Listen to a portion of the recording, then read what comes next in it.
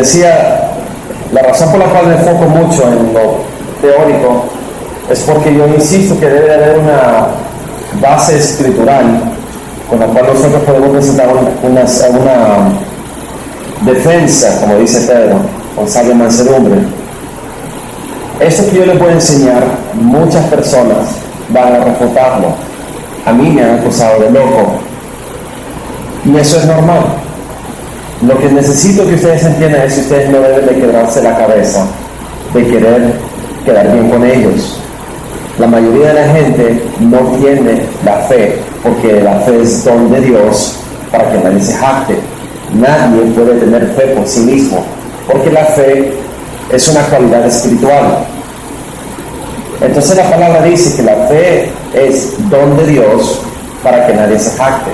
Se lo voy a enseñar para que vean, porque hay varios versículos que nos hablan sobre la fe. Y ustedes tienen que entender por qué ustedes tienen fe y por qué otros no.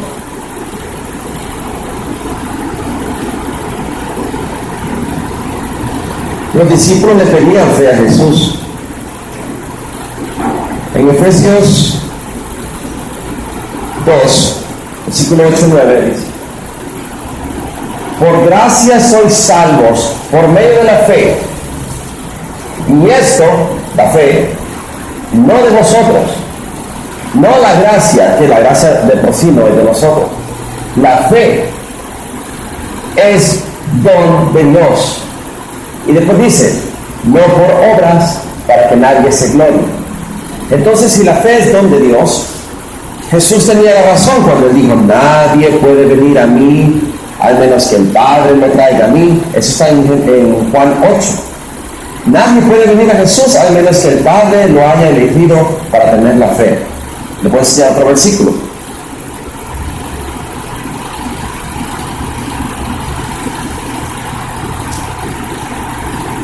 Segundo de Tesalonicenses 3:2.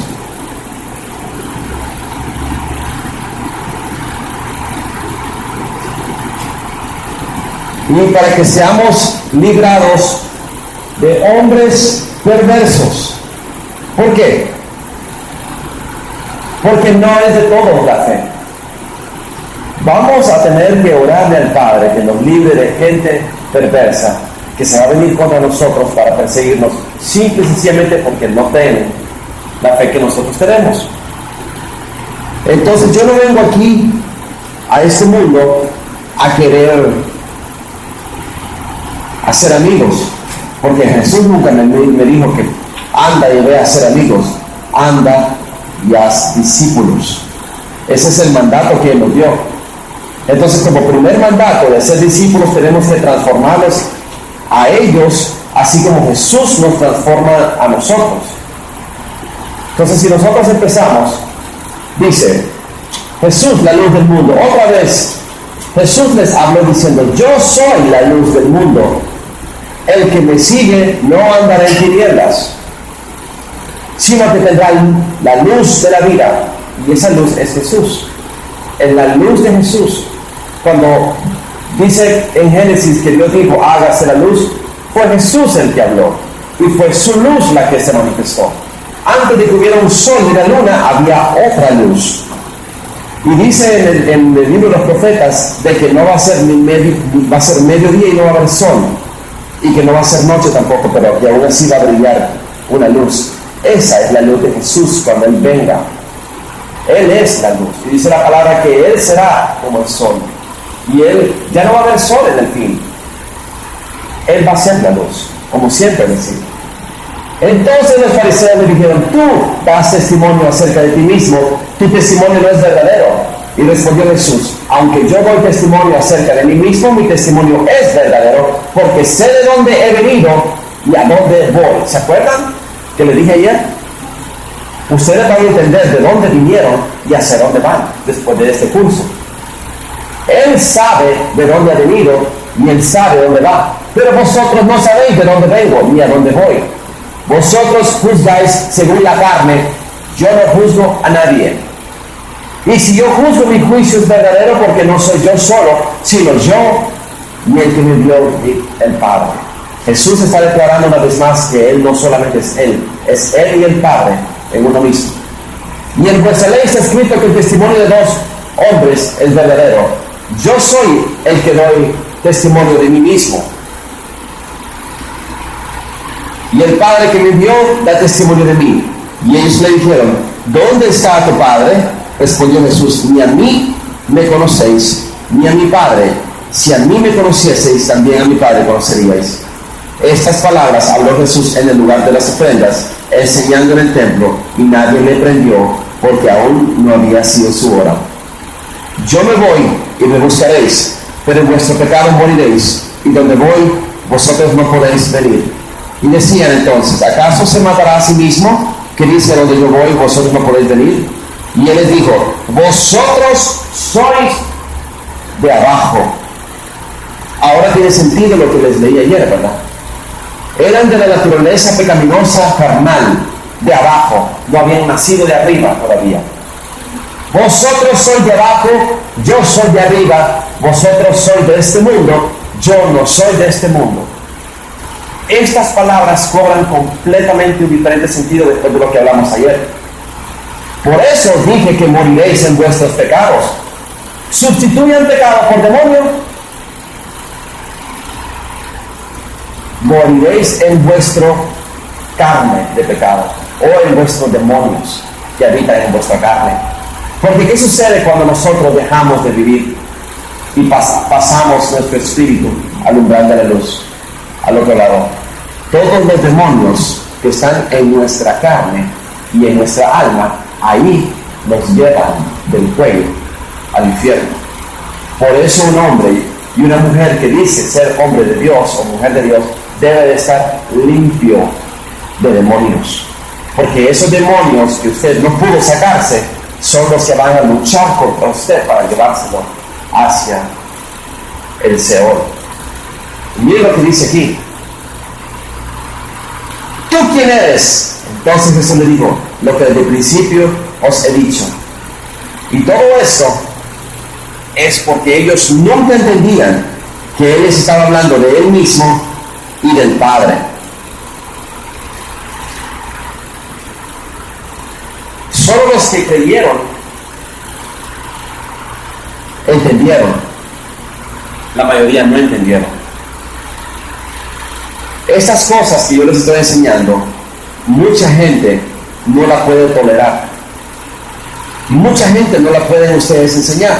Enfóquense en Jesucristo.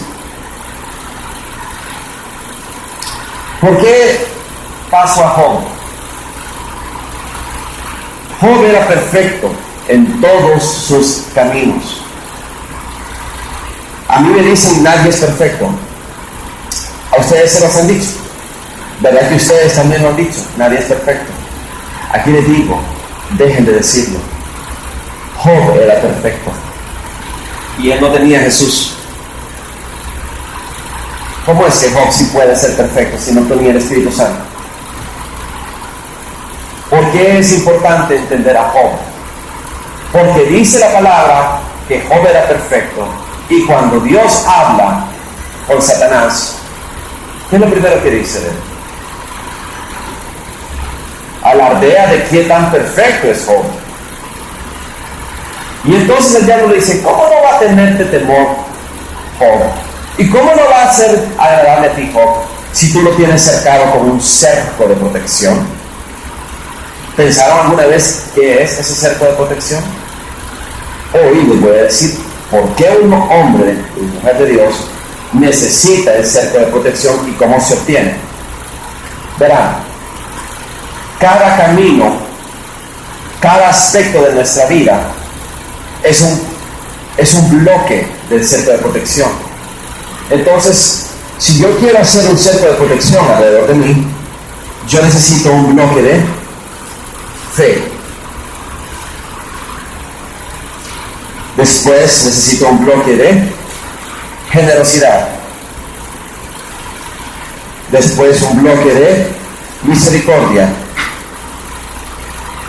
Y de ahí un bloque de perdón. ¿Van entendiendo? Y así consiguientemente, cada bloque hace un cerco de protección, un bloque de justicia, un bloque de fe. Entonces todos esos bloques hacen alrededor de nosotros el cerco de protección. Por eso la armadura del Espíritu habla sobre tener la armadura completa del Espíritu para poder estar de pie en el día malo. Entonces Job es un hombre perfecto, que él tiene justicia, rectitud, santidad, fe, temor de Dios, generosidad, misericordia, perdón. ¿Van entendiendo? Todos los aspectos de la vida de un hombre de fe, Job los manifiesta. Recto, perfecto, temeroso, apartado del mal, o sea que era un santo. Obviamente, nada le podía suceder a Job, excepto una pequeña puerta que él abrió. Y al final del libro dice, todo lo que yo temía me ha acontecido. Esa fue su puerta, la puerta del temor. Dios no nos ha dado un espíritu de temor, sino un espíritu de poder, amor y dominio propio. O sea que el espíritu del temor hace calamidades. Dios le permitió a Satanás zarandear a Job por culpa de esa puerta. Mira lo que dice Jesús cuando en Juan 6 ellos admiten que creen en Él, cuando Él dice, yo soy el pan de vida. Y Él le dice, ¿y ustedes no se quieren ir? Váyanse. ¿Dónde iremos, Señor? Solo tú tienes palabra de vida. Entonces, cuando ellos confiesan y creen que Él es el Cristo,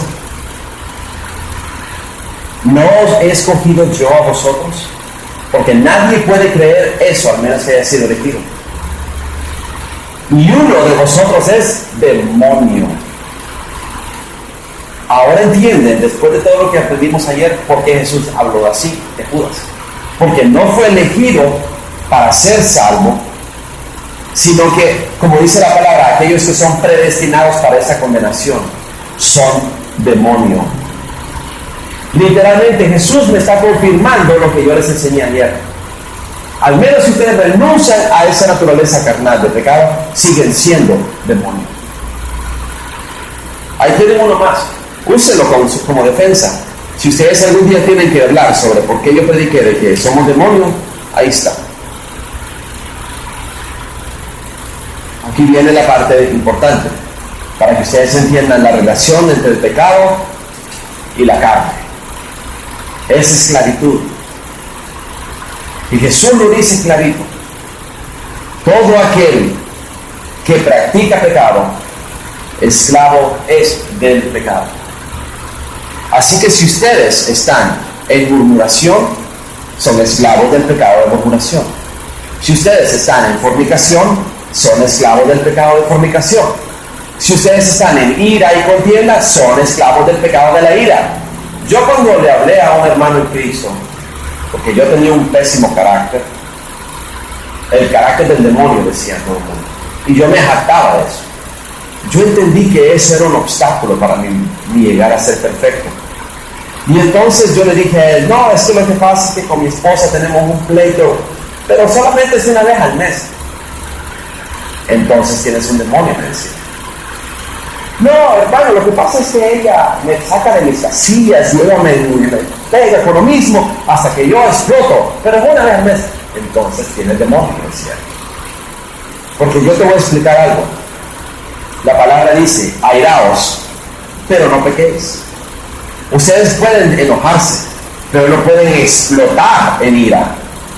Cuando ustedes ya gritan, cuando ustedes ya se enojan y su relación con la persona se afecta por causa de ese enojo, la palabra dice, el que se enoja contra su hermano es homicida.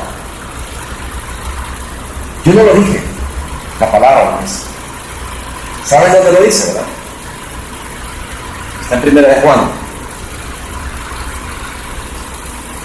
Todo aquel que aborrece a su hermano es homicida. Y sabéis que ningún homicida tiene vida eterna permanente en él.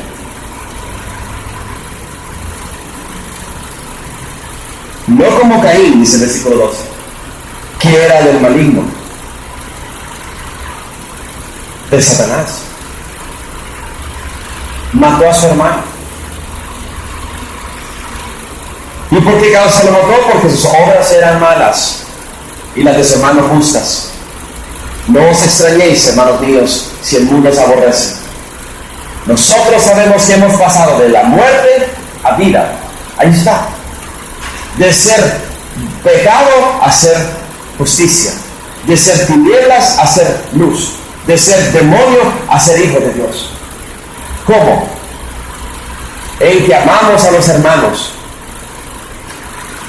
El que no ama a su hermano permanece en muerte. ¿Pero qué es amar? Amar es dar. Amar es quitarse de uno mismo y darle al que no tiene. El amor no es lo que sale de las mariposas en el estómago.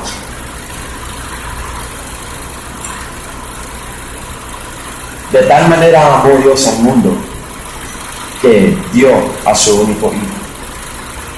Y no hay amor más grande, dice Jesús, que aquel que da la vida por su hermano.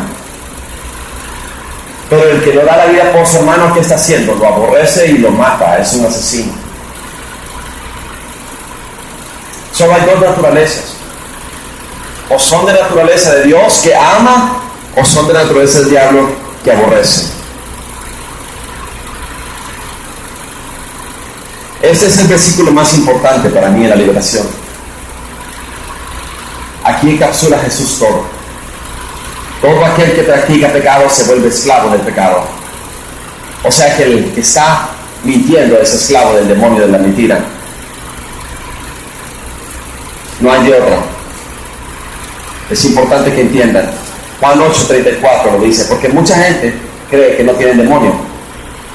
Caen de la boca con eso. Todos tienen demonios. Ahora Romanos 6 cobra una nueva forma de entenderse. ¿Qué pues diremos? ¿Perseveraremos en el pecado para que la gracia abunde? De ninguna manera. Porque los que hemos muerto al pecado, ¿cómo es que aún vivimos en él? Los que ya no tenemos esa naturaleza, ¿cómo es que seguimos haciendo lo mismo que hace esa naturaleza? ¿Quiénes vuelan? Los pájaros. Nosotros caminamos.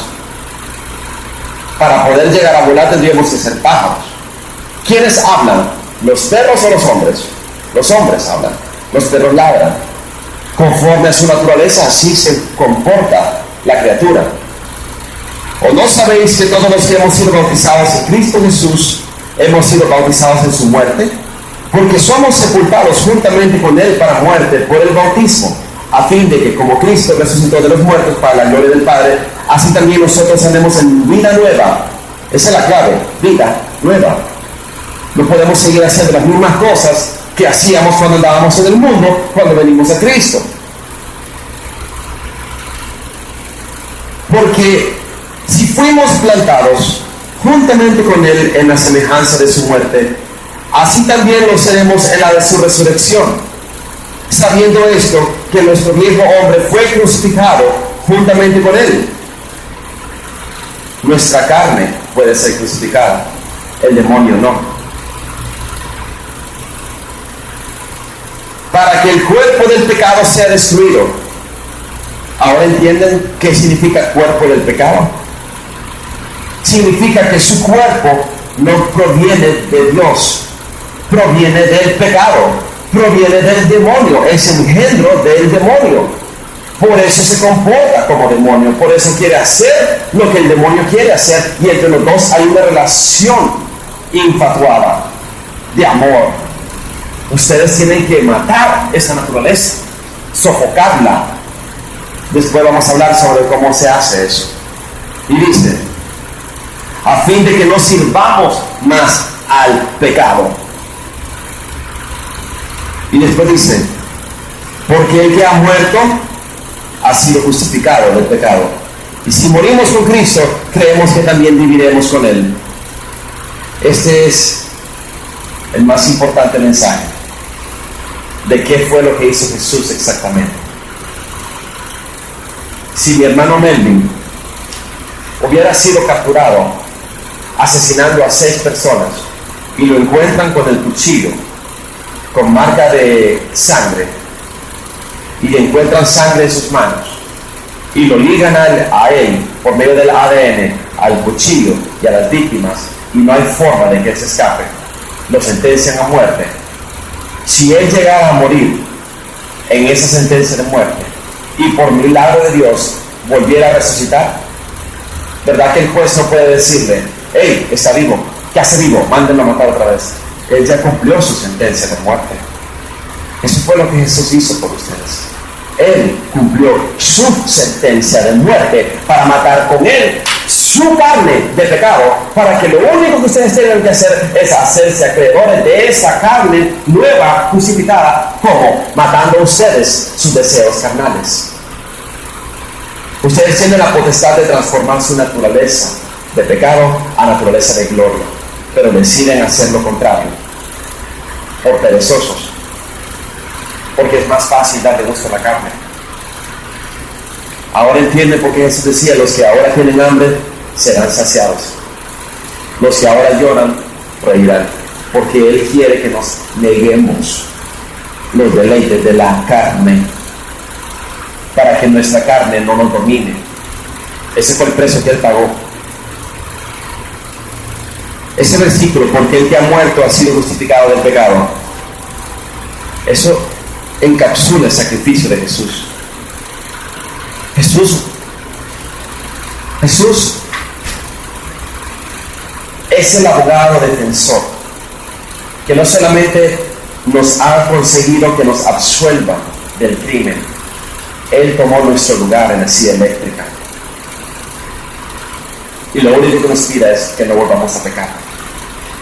¿Se imaginan que un abogado defienda al hermano Melvin en un juicio cuando él está perdido por completo? Y él viene y él negocia con el juez y con el jurado, le dice: yo voy a morir por cambio de él, mátenme a mí. Y en el momento que dice el jurado inocente, el mundo entero se escandaliza por lo que está pasando. ¿Hay un supermercado cerca? Y si el mundo entero se escandaliza, en los 5 minutos de fama que Melvin está disfrutando, que le toman las fotos, él no se fija que por detrás de la corte se llevan a ese abogado enchachado. Eso fue lo que Jesús hizo. Y ustedes tienen que entender ese sacrificio para que entiendan por qué Él les está explicando: el que ha muerto ha sido crucificado del pecado. ¿Por qué vamos a volver a embarrarnos con el pecado? Si hemos muerto, si ya cumplimos la condena, ¿será posible que ese desagradecido, malagradecido, después de que el abogado lo defiende y va a la muerte por él, se atrevería a pecar y a matar a otros 6? Eso es lo que ustedes están haciendo. Exactamente eso. Por eso viene el juicio sobre la casa de Dios. Y es necesario que el juicio comience primero en la casa de Dios. Porque aquellos por el cual Él vino a morir y a redimir insisten en seguir infatuados con el pecado. Procurad la paz con todos y la santidad, sin la cual nadie verá a Dios. Porque si sigues pecando, todavía estás en esa naturaleza de pecado. Eres demonio. ¿Por qué insisto en eso? Insisto en esto porque nadie que anda en pecado puede echar fuera demonios. Nadie.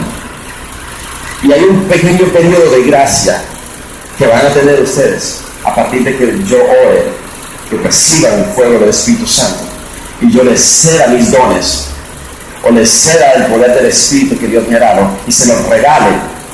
Y yo le voy a decir a mi Padre: Padre, quítale lo que es mío y dáselos, aunque nunca más lo vuelva a ver. Quítamelo y dáselos. Qué triste sería que mi padre me hiciera caso y me quitara lo mío y se lo diera a un vil, sucio masturbador. Y que yo perdiera toda mi buena semilla del Espíritu y que la desperdiciara en un saco roto. Aquí viene la advertencia para ustedes, una vez más. Los dones del Espíritu son irrevocables. Una vez que Dios los da, no los quita.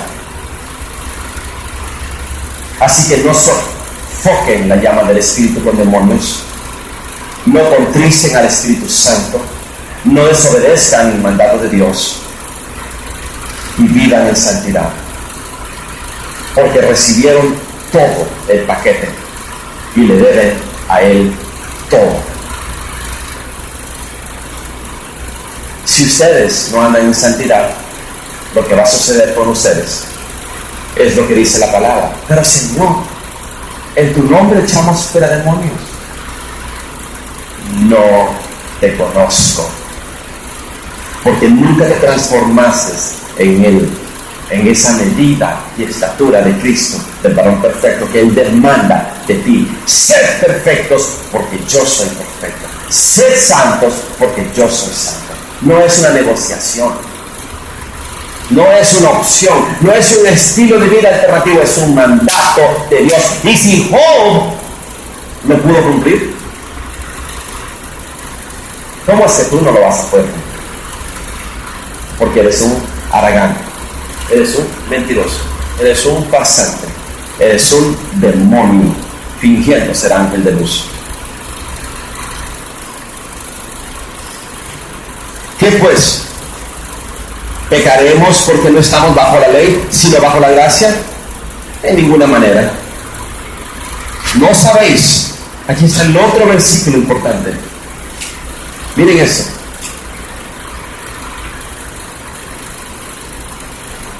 ¿No sabéis que si os sometéis a alguien como esclavos para obedecerle, sois esclavos de aquel a quien obedecéis, sea del pecado para muerte o de la obediencia para justicia?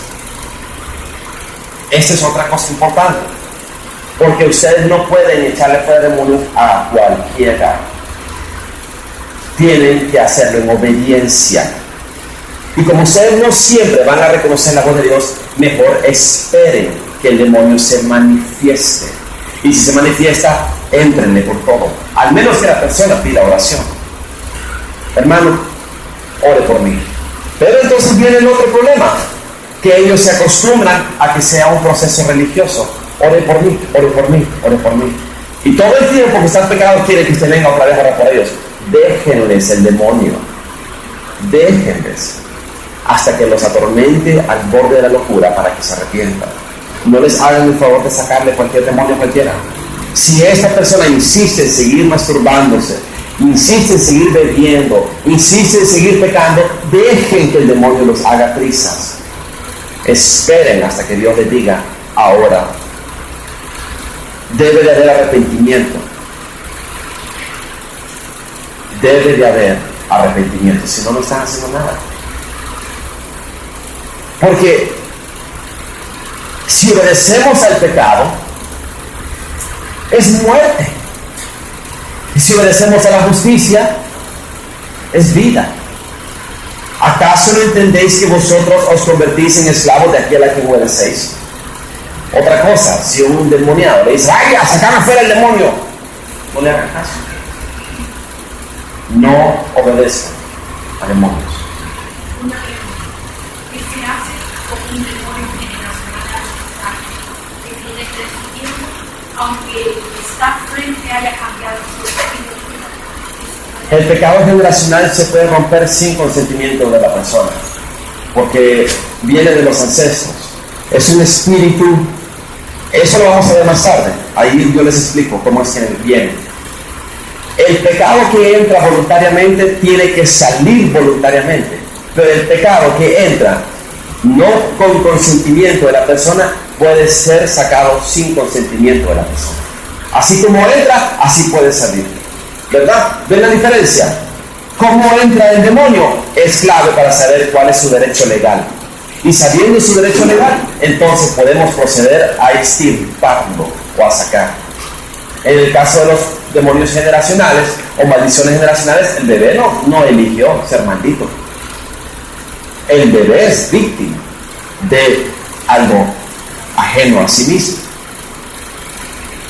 Por lo general, a mí me ha sucedido que cuando un niño tiene menos de 5 años y manifiesta demonio o actitudes de demonio, es la madre la que está poseída, no él. Pero el demonio, por medio del cordón umbilical, afecta al niño. Entonces hay que cortar el cordón umbilical entre la madre y el niño. Son cosas que el Señor a mí me ha enseñado y no están en la Biblia. No se las puedo demostrar bíblicamente. Pero en el ensayo de la prueba y del error y la enseñanza, la escuela de la disciplina del Señor, Él nos termina de enseñar lo que Jesús mismo dijo. No todo se los puedo decir ahora porque no todo lo pueden soportar. Pero el Consolador, Él os enseñará todas las cosas. Y también lo dice 1 Juan, vosotros tenéis la unción del Santo, y el Santo que mora en vosotros os enseña todas las cosas. Entonces tienen que aprender a escuchar a Dios, porque no existe un capítulo de la Biblia que explique cómo echar fuera demonios. No hay nada en la Biblia, solo relatos de cómo los apóstoles y los discípulos tenían fe para hacerlo. Y hay un relato en específico que les voy a enseñar ahorita. Y a medida que el Señor me vaya recordando, Lucas 9, versículo 50.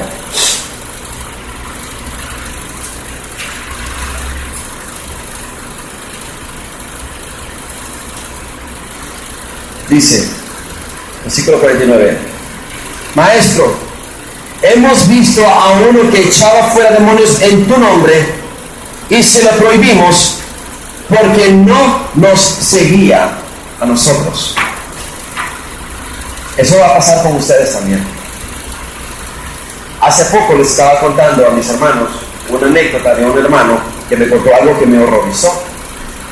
A él lo invitaron a un evento, una cruzada evangelística, y pidieron de emergencia apoyo, y él como voluntario decidió como apoyo estar en esta cruzada, y empezaron a salir demonios, empezaron a manifestarse demonios en una persona a la cual él tenía enfrente.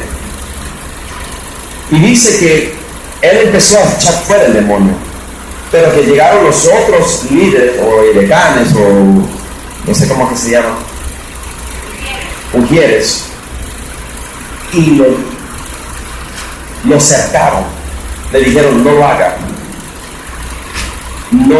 y le dijeron que se fuera. Lo sacaron porque él quería insistir. Pues resulta ser que esas personas que le habían dicho que dejara de echar fuera el demonio, puso su rodilla sobre el pecho del endemoniado y le dijo al demonio, te ordeno en el nombre de Jesús que vuelvas a entrar en él. Jamás en mi vida me imaginé que alguien iba a hacer eso.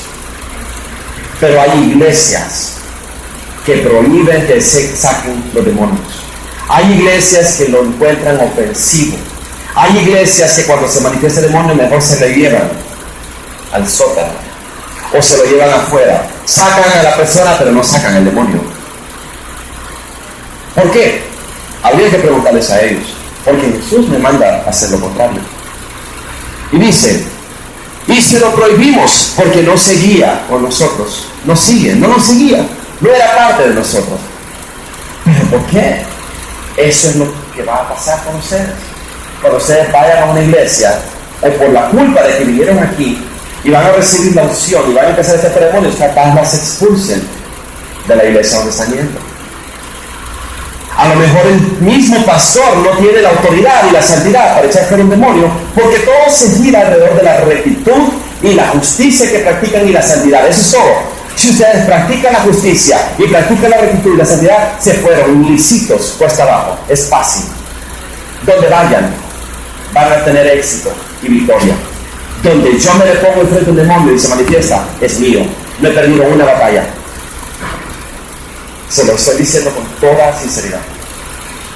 Pero eso se debe a mi rectitud y a mi santidad y a la justicia que practiqué desde el principio. Eso es lo más importante. No que ustedes tengan suficiente fe, porque eso no basta. Ahora miren lo que dice. Nadie, no se lo prohibáis, porque el que no es contra nosotros, por nosotros es. Jesús lo vuelve a decir. El que no es contra mí, es conmigo. Vamos a encontrar la otra versión, Marcos. No se lo prohibáis, porque ninguno hay que haciendo un milagro en mi nombre, luego pueda hablar mal de mí.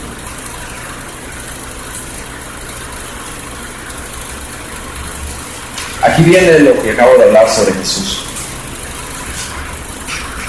Por si no se han dado cuenta, la guerra ya empezó. Por si no se han dado cuenta, ustedes están siendo zarandeados por el diablo. Sus hijos, sus hermanos, sus nietos, sus padres, sus abuelos, sus amigos. Todo lo que gira alrededor de ustedes está siendo constantemente bombardeados por dardos del maligno. Y cuando empiecen a enseñarles cómo operan los demonios, van a entender qué tan grave es. Y todo este tiempo ustedes se han estado dejando. Es más, los han estado ayudando. Cada uno de ustedes es culpable de su situación actual. Son puertas que ustedes mismos han abierto. Son pecados que ustedes mismos no han renunciado y ustedes mismos no han querido enfrentar. Entonces el demonio tiene un picnic con ustedes. Traten de entender qué tan grave es la situación, porque no solo su alma está en peligro. Si son madres, las almas de sus hijos están en peligro. Si son esposas, las vidas de sus esposos están en peligro. Esto no es un juego, es una guerra. Y si ustedes no toman armas, el diablo las va a tomar y los va a matar. Los demonios vinieron a qué? A matar, a robar y a destruir. Y no descansan, no se cansan.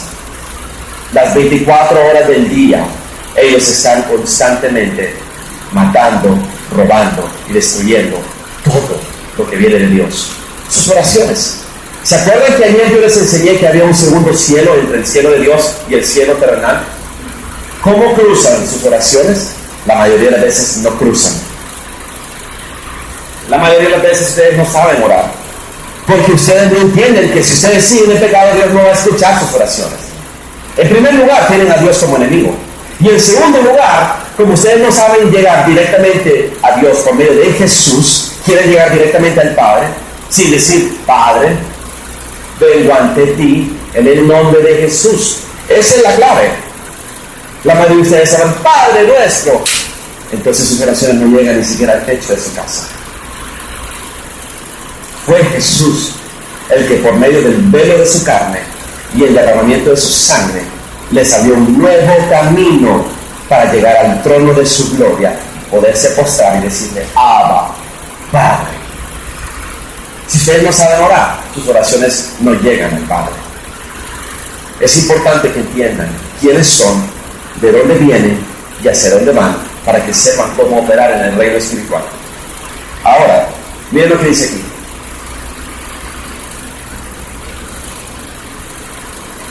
Hablo como humano por vuestra humana debilidad, que así como para iniquidad presentasteis vuestros miembros para servir a la inmundicia y a la iniquidad, así ahora, cuando a partir del momento que nacemos de nuevo, antes, cuando éramos pecadores, le prestábamos nuestras manos y nuestra entrepierna y nuestro estómago y nuestra boca al diablo para hacer iniquidad por medio de ellas. Ahora que nacimos de nuevo, hay que presentarle los mismos miembros que antes eran para pecado, ¿para hacer qué? Para santificación, y presentar vuestros miembros para servir a la justicia, por cuando erais esclavos del pecado, erais libres sobre la justicia. Pero ¿qué fruto teníais de aquellas cosas de las cuales ahora os avergonzáis? Porque el fin de ellas es muerte. Mas ahora que habéis sido libertados del pecado, ¿qué es lo que vamos a hacer? Hemos hecho siervos de Dios y tenemos como fruto, ¿qué cosa? Por sus frutos los conoceréis. La santificación es el principal fruto. Y como fin la vida eterna, porque la paga del pecado es muerte, y la dádiva de Dios es vida eterna en Cristo Jesús, nuestro Señor. Ahora vamos a Romanos 7. De repente, con todo lo que les expliqué ayer, todo lo que decía Pablo en Romanos 7 tiene sentido. ¡Ay, Dios mío! ¿Cuánta razón tenía Pablo? Porque lo que hago no lo entiendo, pues no hago lo que quiero, sino lo que aborrezco, eso hago. Y si lo que no quiero, eso hago, apruebo que la ley es buena. De manera que ya no soy yo quien hace aquello, sino el pecado que mora en mis fibras de mi carne. El demonio que soy yo y los demonios que hay en mi carne, ellos me obligan. Yo sé que en mí, esto es, en mi carne no mora el bien. Entonces, ¿qué mora? Los demonios. Porque el querer el bien está en mí, pero no el hacerlo. Porque no hago el bien que quiero, sino el mal que no quiero, eso hago. Y si hago lo que no quiero, yo hago, ya no lo hago yo, sino el demonio que mora en mí. Así que queriendo yo hacer el bien, hallo esta ley, que el demonio está en mí. Yo puedo cambiar esas frases y las letras, y nadie me puede llamar hereje, porque yo entiendo lo que Pablo está diciendo.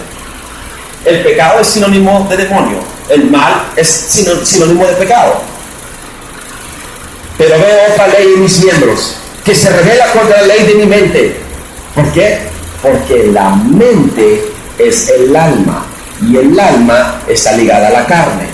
Y la carne y la mente, o sea el alma, se aliaron contra tu espíritu. Y que me lleva cautivo a la ley del pecado que está en mis miembros. ¿Viste? Tu mente te traiciona. Tu alma te ha traicionado. Es una ramera. Ponle en orden. No confíes en tu alma. Ay, pero hermano, en serio siento cuerda. Esa es tu alma. Alma, estate quieta, te callas. Aquí mando yo, no tú. Tu alma no eres tú. Tu espíritu eres tú. Tu alma es el demonio que habita en ti, que todavía no ha sido transformado en la naturaleza de justicia, sino que sigue siendo naturaleza de pecado. ¿Y tú le das el timón a eso? ¿Dejas que esa cosa conduzca? Por razón estás como estás. Salva tu alma. ¿Cómo? Quitándole la autoridad. Que no sea tu alma la que mande. Miserable de mí, ¿quién me librará de este cuerpo de muerte? Ahora entendiste. Yo quiero que ustedes entiendan. Gracias, gloria a Dios, por Jesucristo. Gracias, Jesús. Así que yo mismo, con la mente sirvo a la ley de Dios, más con la carne a la ley del pecado. La mayoría de los cristianos que leen eso tratan de decir que Pablo era un pecador. Pero ahora que yo les expliqué ayer quiénes somos y para dónde vamos, entienden por qué Pablo hablaba de esa manera. Ahora vamos a irnos a entrar a la enseñanza del alma. Ayer yo quise dibujar un diagrama. Decidí mejor hacer.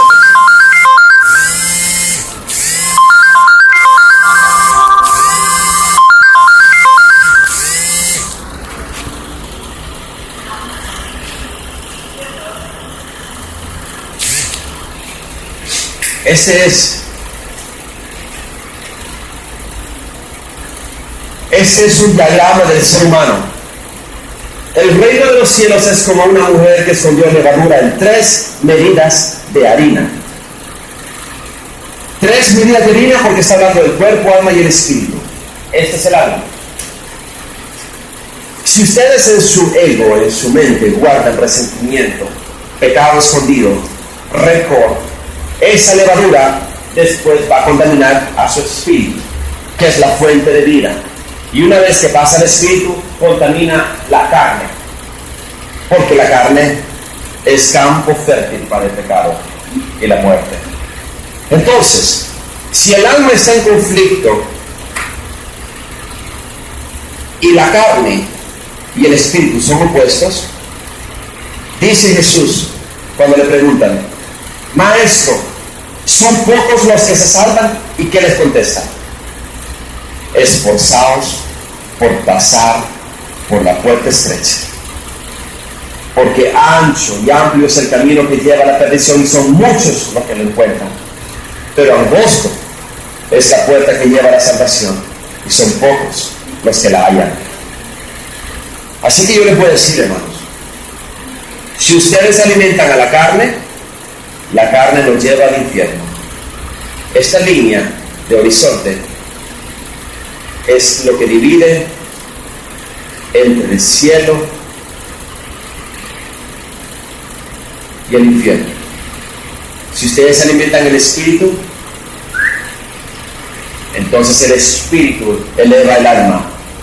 Amado, deseo que seas prosperado y que tengas salud conforme prospera tu alma hacia el espíritu. Pero si ustedes alimentan la carne en vez del espíritu, pasa lo contrario. La carne pesa más y arrastra al alma hacia el infierno, junto con el espíritu, a la segunda muerte. Así que mi sugerencia para ustedes es hacer ambas cosas. Maten la carne y alimenten el espíritu. No alimenten a la carne y alimentan al espíritu para seguir en esa pugna. Sálvense, ayunen, oren y no se den gusto con la carne. Glotonería.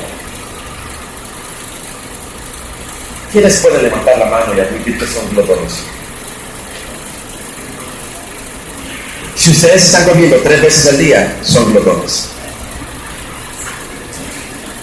Sí, lo siento, eso es mentira. Yo comeré 1 vez al día, 2 veces máximo. Cuando me invitan, ni modo, tengo que comerme. Me ponen enfrente, dice la palabra que te pongan enfrente, pero yo estoy bien comiendo solo 1 o 2 veces al día, máximo. Yo a veces como solo 1 vez cada 3 días. Y estoy bien, flaquito, pero estoy bien. No tengo problemas de salud. Porque ustedes se acostumbraron a ser como el mundo les dice. Y el problema de eso es que cuando vengan los días malos y no haya que comer, ustedes van a agarrarse del pelo buscando qué comer. Se están mal acostumbrando a ser glotones y alimentan la carne, no al espíritu. ¿Cuántas veces al día comen? El doble veces oren. Es un buen intercambio. Es en serio, hermanos. Esforzaos por pasar por la puerta estrecha. Significa algo. Póngale atención a eso. ¿Alguien tiene preguntas? Sí.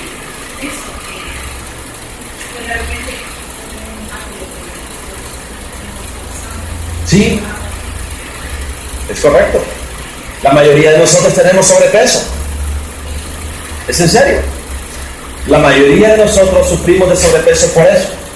Porque nos esforzamos en pasar por la puerta gorda, no por la estrecha. Entonces yo hice este diagrama para que ustedes entiendan la dinámica.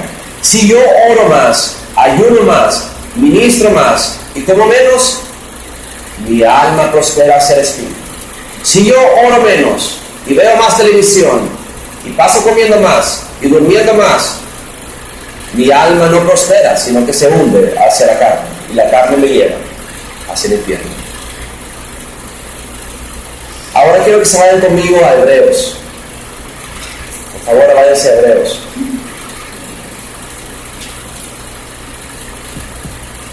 Hebreos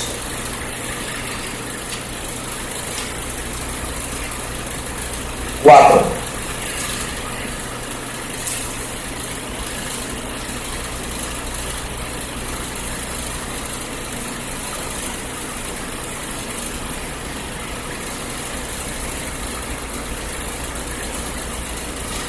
Versículo 12, por favor.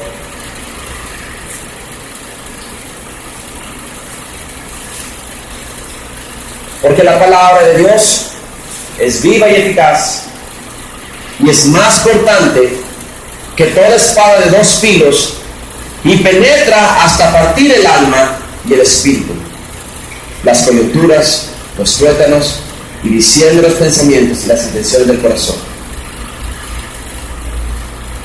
Les voy a enseñar la otra parte de la enseñanza.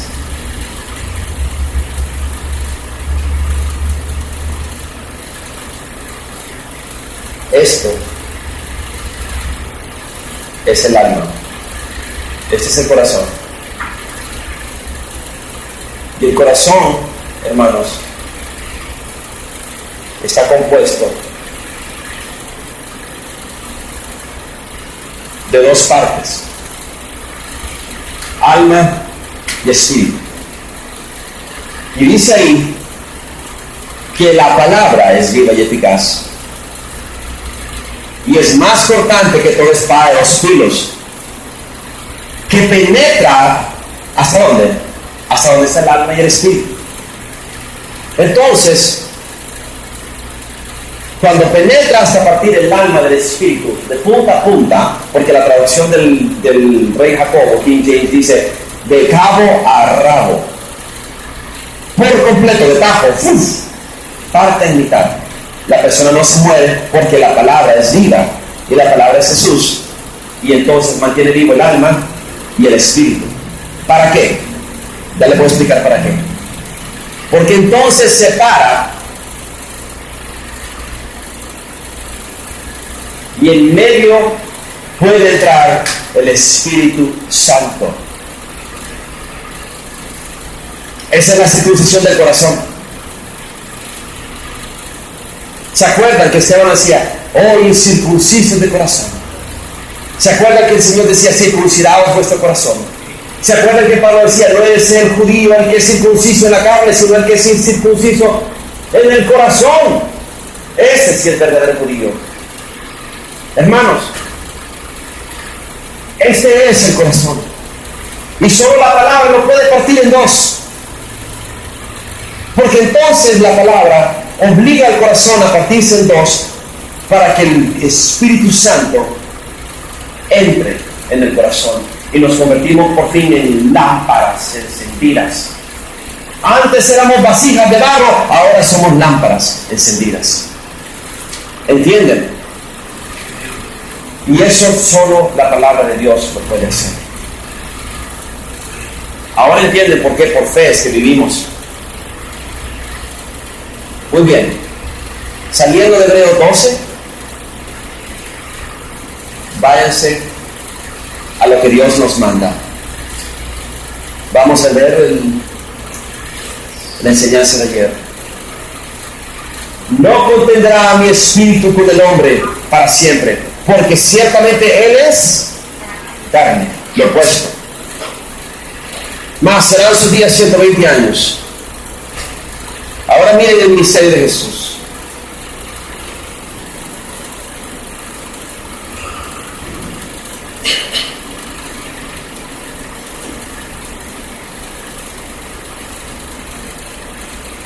Se le dio el libro del profeta Isaías, habiendo abierto el libro, halló el lugar donde estaba escrito: el Espíritu del Señor está sobre mí, por cuanto me ha ungido para dar buenas nuevas a los pobres, me ha enviado a sanar a los quebrantados de corazón, a pregonar libertad a los cautivos, a vestir y vista a los ciegos, a poner en libertad a los oprimidos. Quiero que entiendan, libertad a los cautivos está hablando de liberación espiritual. Entonces, enrollando el libro, le dio el año agradable del Señor, es el que viene, el reposo de Jesús. Algunos lo llamarán el reino del milenio. Y enrollando el libro, lo dio al ministro y se sentó. Y los ojos de todos en la sinagoga estaban fijos en él. Y empezó a decirles: hoy se ha cumplido esta escritura delante de vosotros.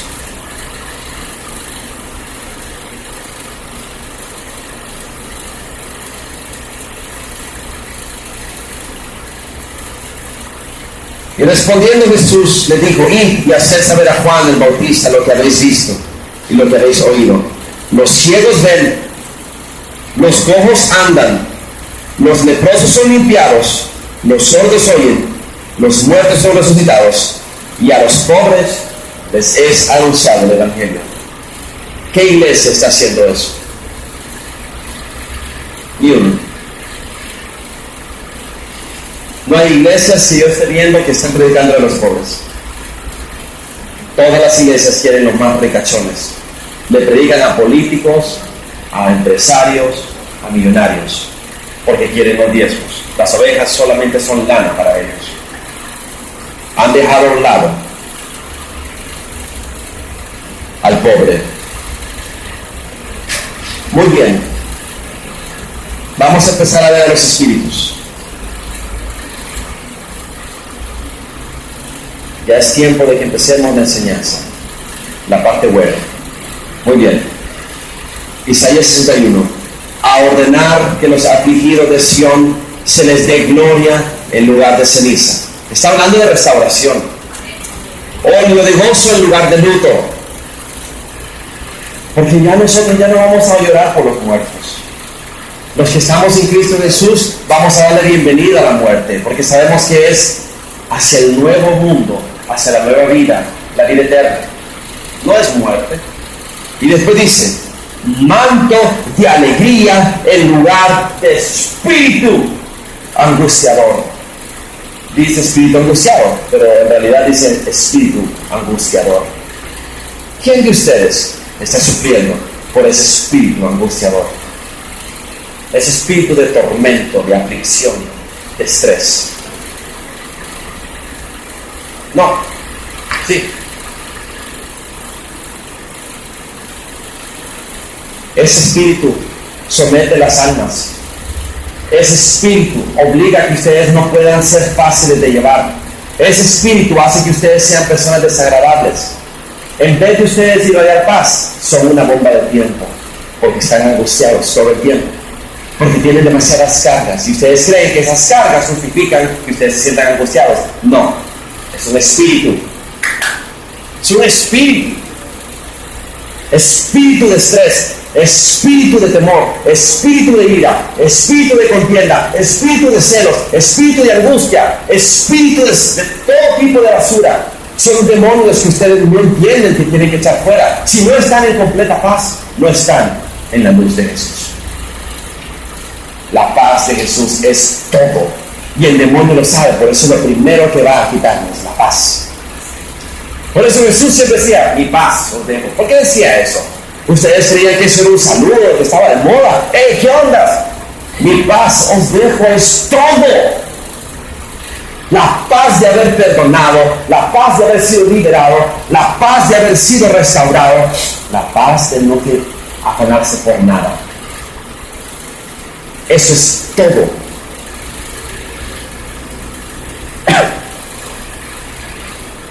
Puertas por medio de las cuales entran los demonios. Una posesión prenatal. Esa es su respuesta. Maldiciones generacionales. Éxodo 20, versículo 5. Véanlas conmigo. No te inclinarás ante esas imágenes, ni las honrarás, porque yo soy el Señor tu Dios, fuerte, celoso, que visito la maldad de los padres sobre los hijos hasta la tercera y la cuarta generación de los que me aborrecen. Tus abuelos aborrecían a Jesús, seguramente. Si eran católicos, aborrecen al verdadero Jesús. Si eran masones, aborrecen al verdadero Jesús. Si eran mormones o testigos de Jehová, aborrecen al verdadero Jesús. Si eran musulmanes, aborrecen definitivamente a Jesús.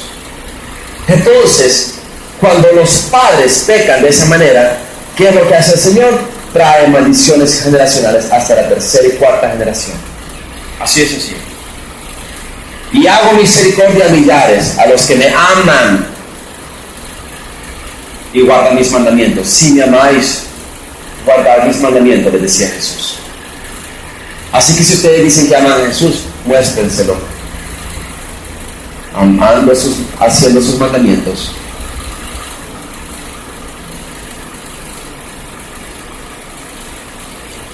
Maldiciones generacionales.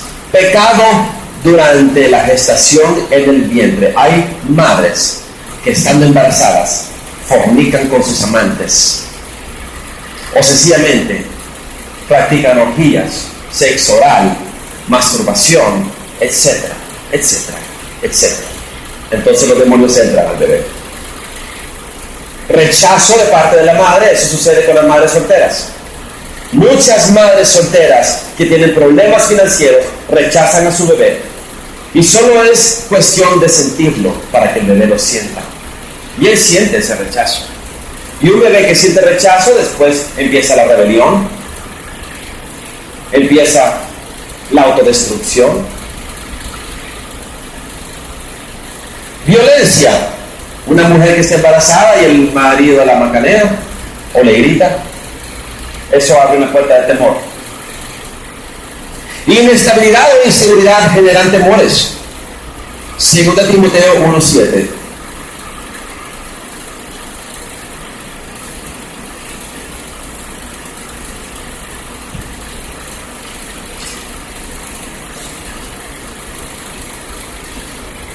Porque Dios nos ha dado un espíritu de temor. O sea que el temor es un espíritu, hermanos. Así como el espíritu de Navidad es un espíritu también. Y muchos de ustedes lo invitan a sus hogares. Entonces el temor no es de Dios. Entonces, volviendo, conflictos y presiones en los niños. Los niños que crecen en hogares violentos donde el padre o la madre se pelean, yo era un caso de esos. Sufren de temor, sufren de inseguridad. Yo tenía problemas para dormir. Si a mí alguien me despierta con un ruido fuerte, mi corazón brinca. Hasta hace poco se me quitó eso. Porque cuando yo estaba pequeño me despertaba con gritos y platos rotos que le rompía a mi madre en la cabeza a mi papá.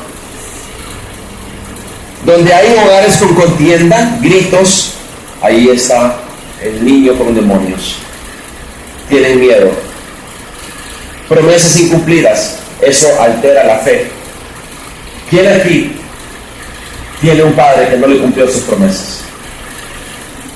A estos que los padres no les cumplen sus promesas son los que más les cuesta llegar a entender a Jesús, porque creemos que Jesús es igual de mentiroso como nuestros padres y nos cuesta llegar a entender la fe.